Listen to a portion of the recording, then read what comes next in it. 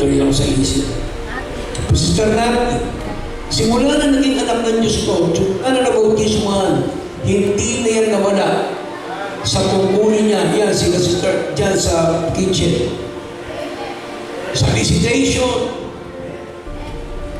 sa choir, sa lahat ng mga tungkulin sa gawain, sa giving. Kahit walang-wala na sila, makikita ninyo nandun pa rin ang pagbibigay nila sa Panginoon. Salamat, sister, dahil naging pa kita sa mga visitation, makatulong kayo sa Panginoon. Hindi yan marunong ma-open.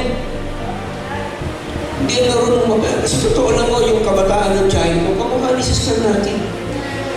Kaya nga ang tingin ko, sister, tiyahin ko. O, nung bata yung tiyahin ko, bakit niya ulit ang buklong sister? Tsaka ang pit niya. Mukha siyang kasalay, tiyahin ko. Mga sinaunang ninuno ng Pilipinas. Kaya salamat sa sister natin. Kaya ano mo, pag nakikita ko, sister natin, lumalakas ang aking pananampalataya. Kasi hindi lang alam mga ladies ko, bibigyan ng nakasipas ko. Oo, wala. Kasi all the time nandiyan sinasabi, kayo mga lalaki na sa trabaho kayo.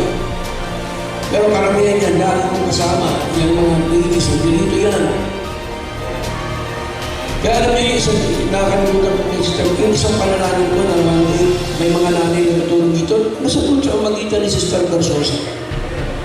Kasi masaya ako pag may mga natutulog dito, nanay at tatay.